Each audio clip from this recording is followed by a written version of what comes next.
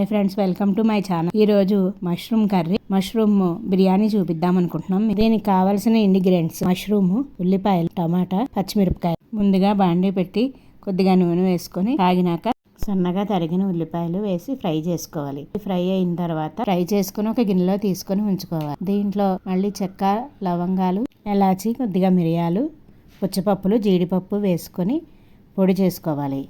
దీని తర్వాత కొద్దిగా వాటర్ పోసుకొని పేస్ట్ చేసుకోవాలి. ఇది మెత్తగా అయినాక దీనిలో ఫ్రై చేసుకొని ఉల్లిపాయలు వేసుకొని తర్వాత కొద్దిగా టమాటాలు కూడా ఫ్రై చేసుకోవాలి. టమాటా కూడా ఫ్రై అయ్యి మెత్తగా అయినాక ఆ పేస్ట్లో వేసుకోవాలి. ఇది కూడా మిక్సీ పట్టుకోవాలి. ఇలా పేస్ట్ చేసుకున్న మసాలాని ఒక బౌల్లో తీసుకుని ఉంచుకోవాలి. తర్వాత బాండీ తీసుకొని అందులో కొద్దిగా బటర్ వేసుకోవాలి. బటర్ వేసుకున్న తర్వాత పచ్చిమిరపకాయలు వేయాలి. దీనిలోనే అవి ఫ్రై అయినాక మష్రూమ్ వేసుకోవాలి. మష్రూమ్ కూడా బాగా ఫ్రై చేసుకోవాలి. మష్రూమ్ మెత్తగా అయ్యేంత వరకు ఫ్రై చేసుకోవాలి. కొద్దిగా ఉప్పు వేయాలి, పసుపు వేసుకోవాలి. తర్వాత ఈ పేస్ట్, మెత్తగా చేసిన పేస్ట్ని అందులో వేసుకోవాలి. ఇదంతా కూడా ఫ్రై చేసుకోవాలి. కొద్దిగా కారం వేసుకోవాలి, ధనియాల పొడి వేసుకోవాలి.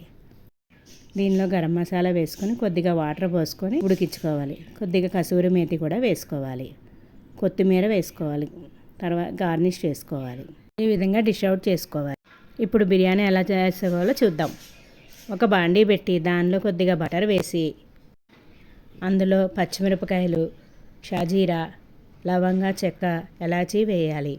ఇంకా బిర్యానీ ఆకు కూడా వేసి ఫ్రై చేసుకోవాలి. ఫ్రై అయిన తర్వాత ఉల్లిపాయలు వేసి బాగా డీప్ ఫ్రై చేసుకోవాలి.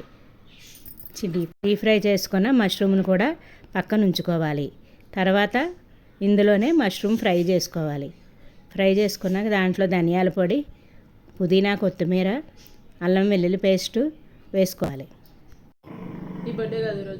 ఇందులో బిర్యానీ మసాలా వేసుకోవాలి. ఉప్పు, కారం వేసుకోవాలి. ఇవన్నీ ఫ్రై చేసుకోవాలి. ఫ్రై చేసుకుని ఉడికిన తర్వాత ఇట్లా పైకి నూనె తేలేంత వరకు ఉంచుకొని ఫ్రై చేసుకోవాలి. దీనిలోనే పెరుగు వేసుకోవాలి. మరో బాండీ పెట్టుకొని దాంట్లో ఒక గ్లాస్కి 5 గ్లాసులు వాటర్ పోసుకొని మరిగించుకోవాలి. దాంట్లో షాజీరా, బిర్యానీ ఆకు, ఎలాచీ వేసుకోవాలి. అవి నీళ్లు మరిగిన తర్వాత అరగంట సేపు నానబెట్టుకున్న బాస్మతి రైస్ని వేసుకోవాలి. ఈ విధంగా తయారైన కర్రీకి 80% ఉడికిన రైస్ని దీనిపైన వేసుకుని ఉంచుకోవాలి.